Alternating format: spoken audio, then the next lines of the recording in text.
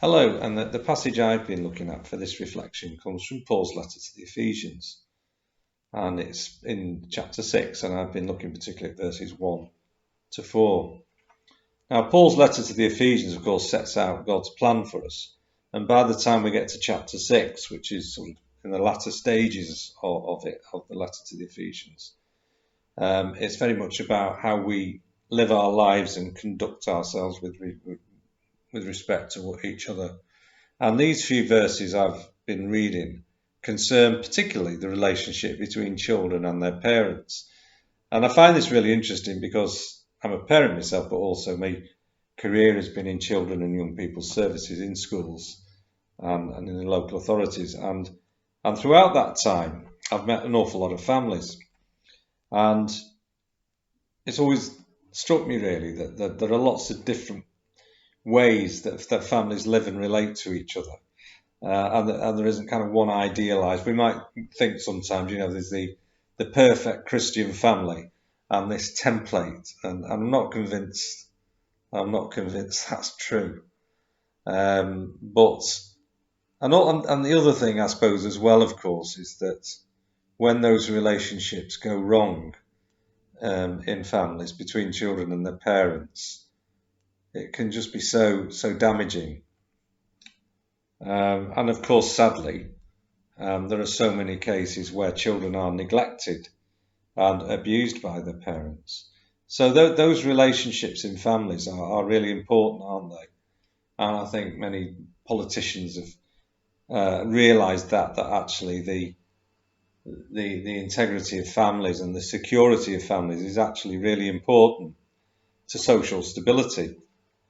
And that's why sometimes politicians are so fond of talking about, family values and so on. Because if families are unstable and if families don't work well, then you expand that and society doesn't work well. So in Paul's letter to the Ephesians, chapter 6, verses 1 to 4, I'll read these words. Children, it is your Christian duty to obey your parents, for this is the right thing to do. Respect your father and mother is the first commandment that has a promise added, so that all may go well with you and you may live a long time in the land. Parents, do not treat your children in such a way as to make them angry. Instead, bring them up with Christian discipline and instruction. So there we are. Maybe an idealized way for parents and children to relate to one another. I find it interesting that the word obedience. So for the children, it's your Christian duty to obey your parents, and it's probably a word we wouldn't use so much these days. I suppose you would like your children to do what you ask them to do, but obedience sort of takes it that step further. Of course, it isn't always the right thing necessarily for children to obey their parents if their parents are abusing them and actually trying to take them into forms of behaviour that would be harmful to them, which very sadly does happen, of course. Respect your father and mother. Yes, we can see that, and that indeed as a commandment. And we would like, I guess, our children to respect us, but we do need to earn that respect, even as parents.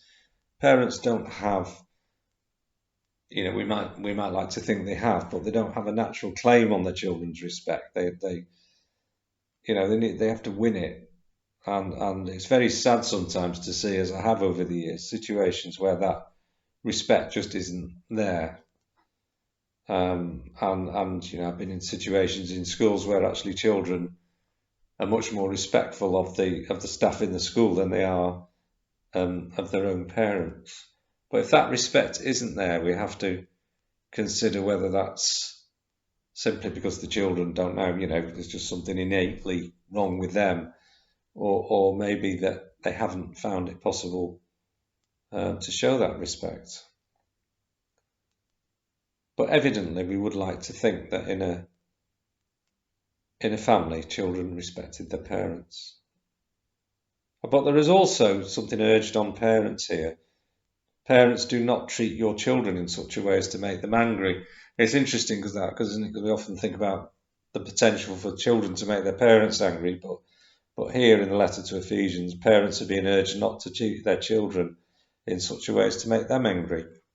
And it's good, really, I think, because it sort of balances it, doesn't it?